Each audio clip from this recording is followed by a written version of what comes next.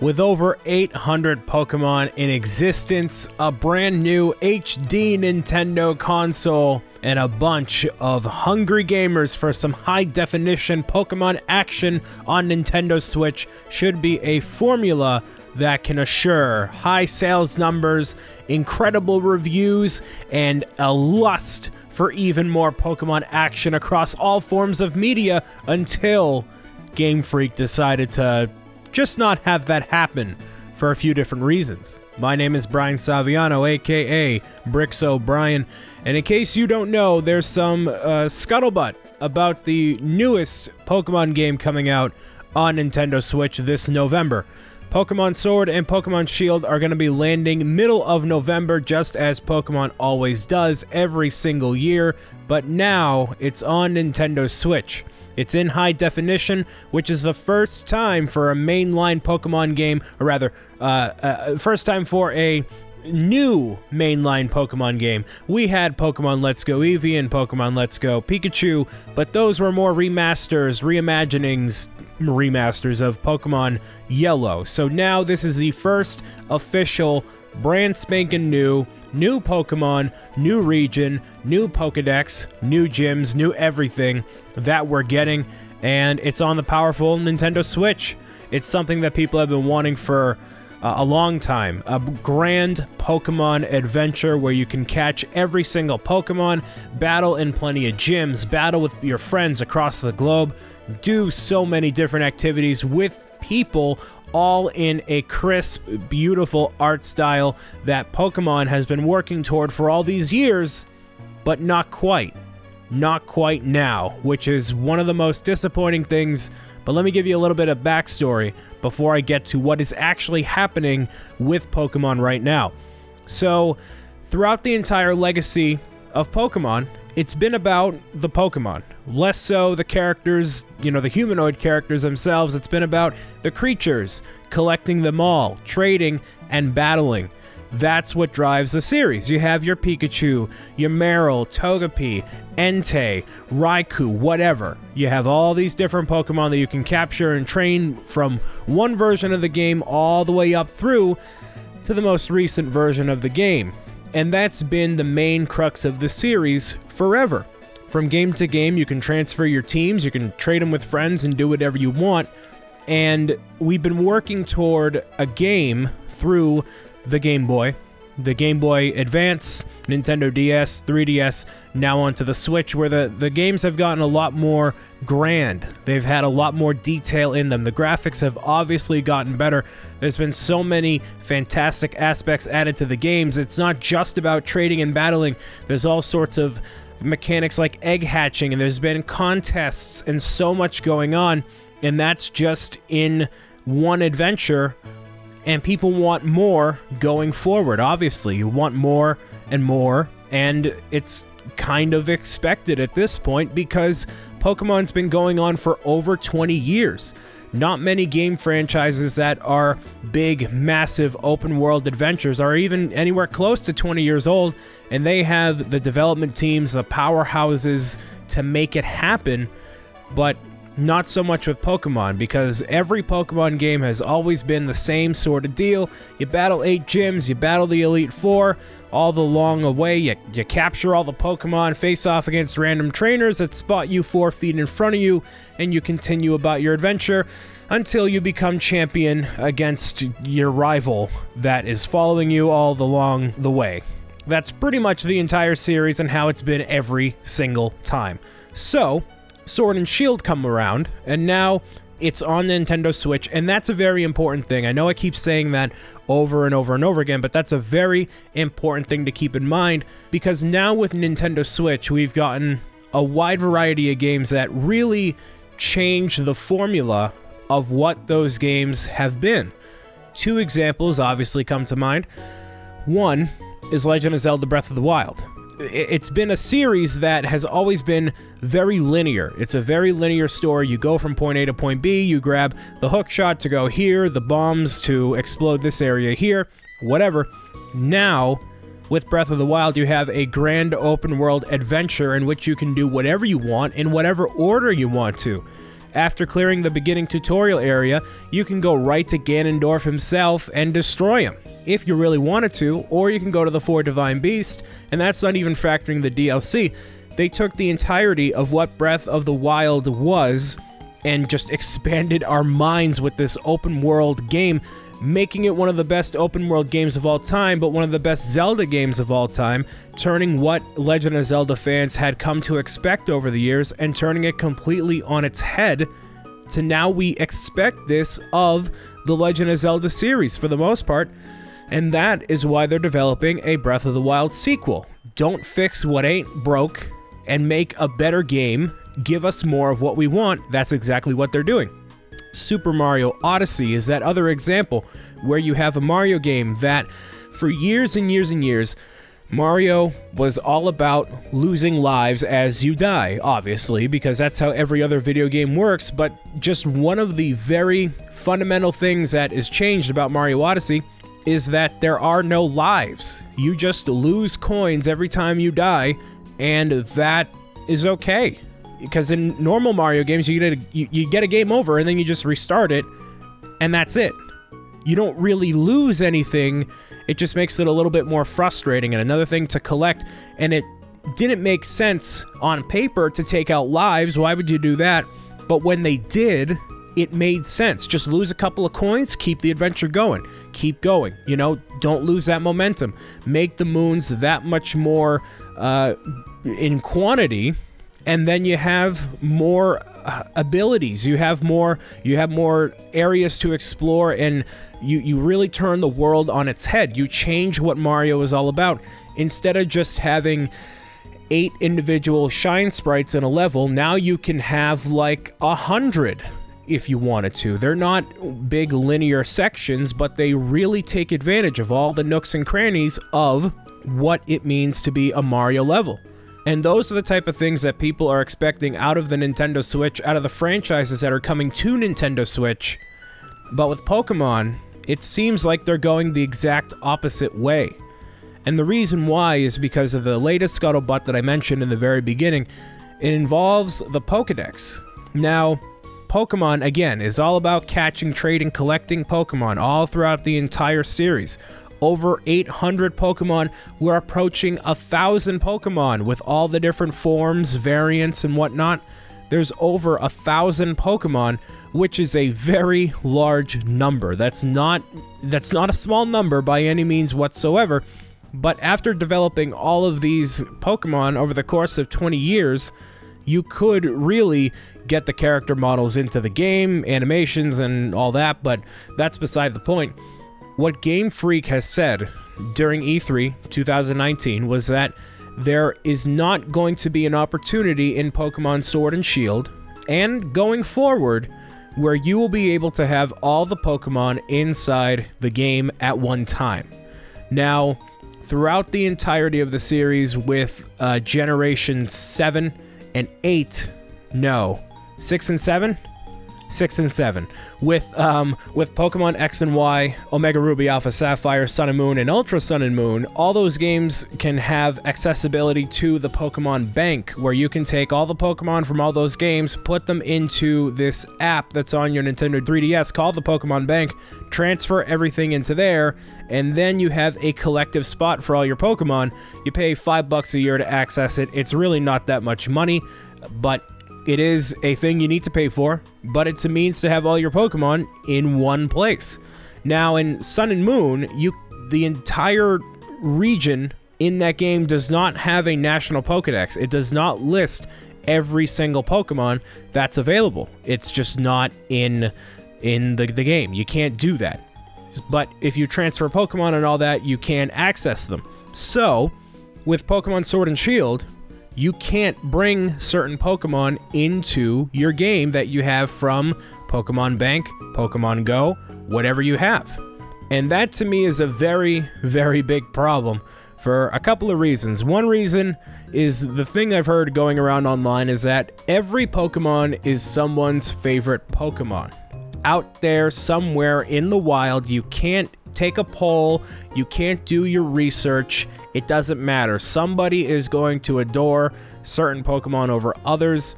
It just you can't pick favorites.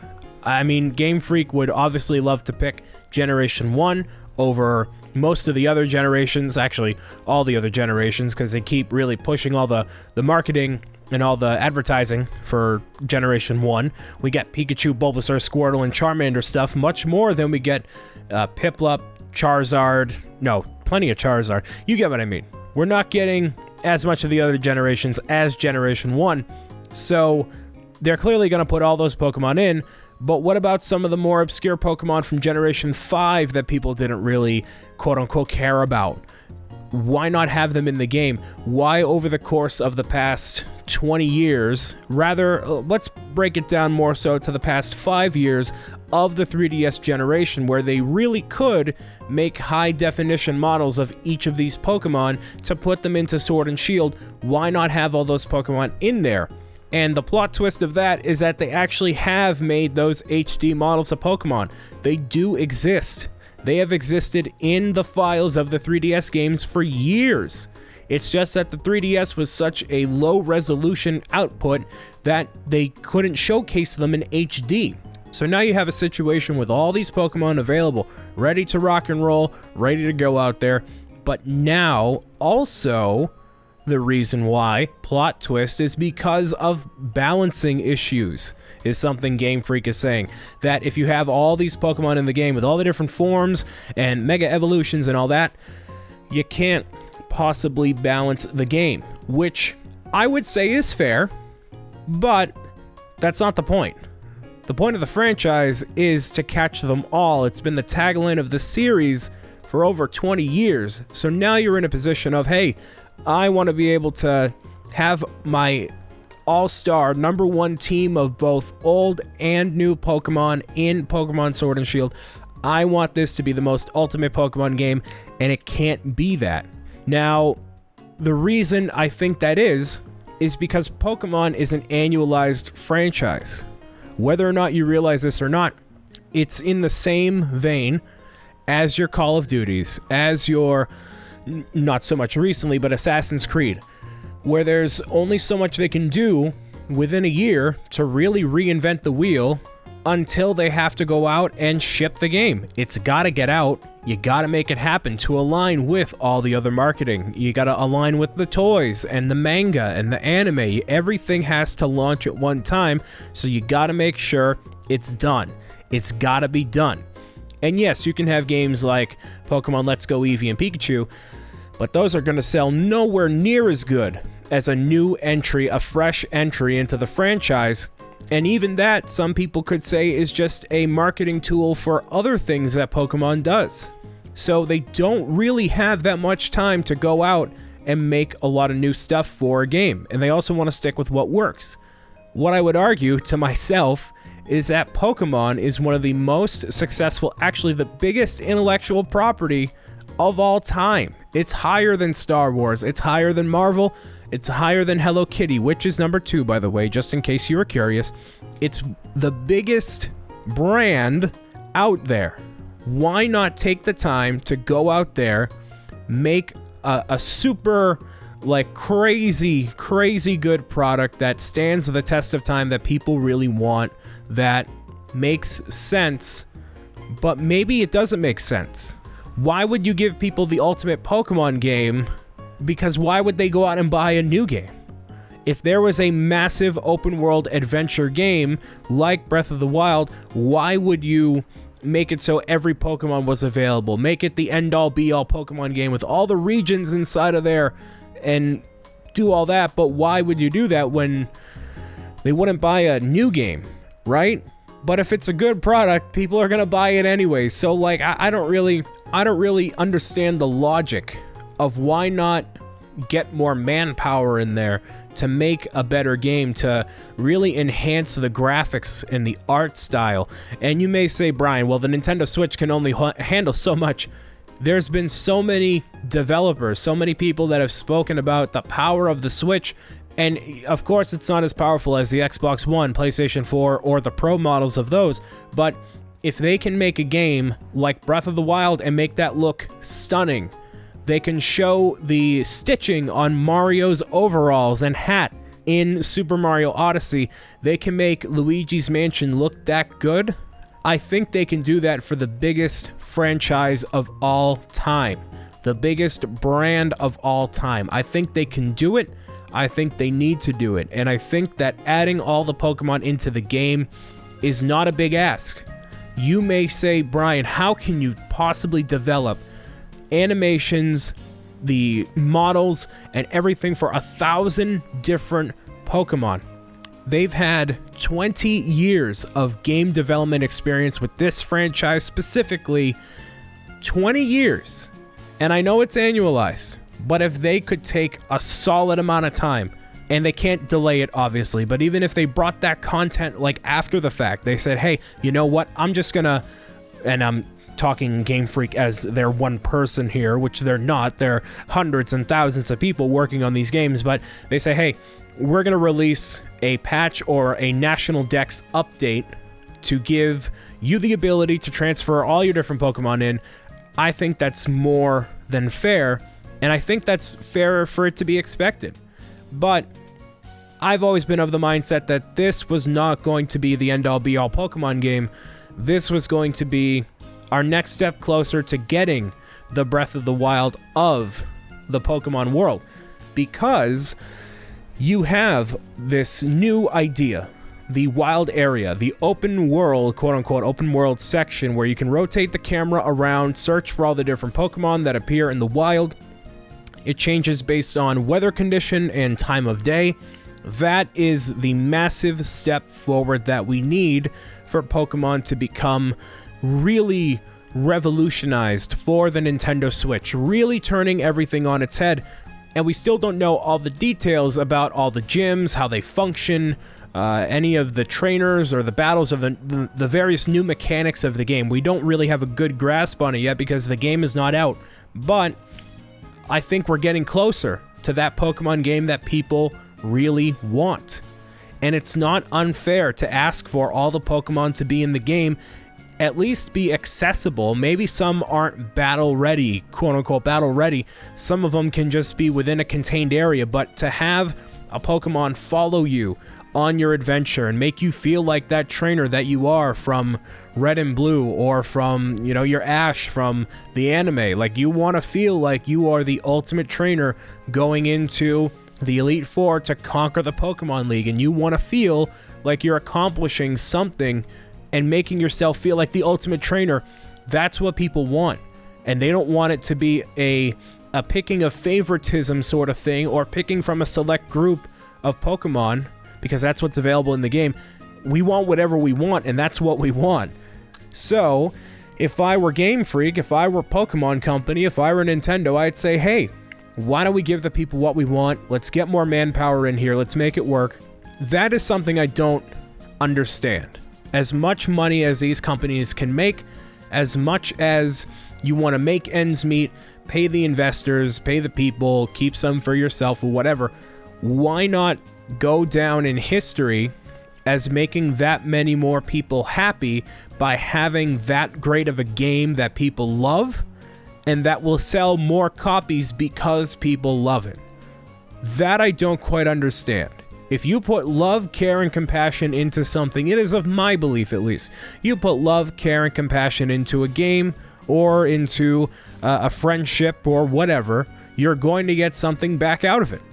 So why not carry that philosophy into Pokemon and sell dozens and dozens of millions more copies? That didn't really make any sense. Sell millions and millions of more copies because you put that much more effort into it. Yes, it takes more money to produce everything, but that's going to be a great return when people actually buy it. Use a little bit of that Pokemon Go money out there and make Sword and Shield the Pokemon game at least people want. Not the ultimate game with all the regions, but at least making a very great effort to getting toward that way. So if you see people out there on the internet who say, well, give them a break, they need to, work on something else or blah, blah, like, it's very fair to ask for the Pokemon. I think the things people are asking of this game to be are fair expectations to have when we have other stellar titles on the Switch that are killing it and selling millions upon millions of copies because they're great products. They may not be annualized like Pokemon is, but I think that Pokemon Company needs to take a page out of that book and do something really revolutionary for the Nintendo Switch. But hey, that's just what I think. I wanted to make this video to get this off of my chest and articulate my thoughts on the matter. I'd love to hear what you think. By any means of the internet, let me know. Is Sword and Shield supposed to be the ultimate Pokemon game of all time? Is this just going to be another Omega Ruby Alpha Sapphire? Is this going to be the next greatest thing since Seltzer Water? Let me know. But until then, I want to thank you guys and girls for listening, watching, tuning in, and meowing it out with me as always. My name is BrianSaviano, aka Bricks O'Brien, and I will see you again next time. Peace out. Bye.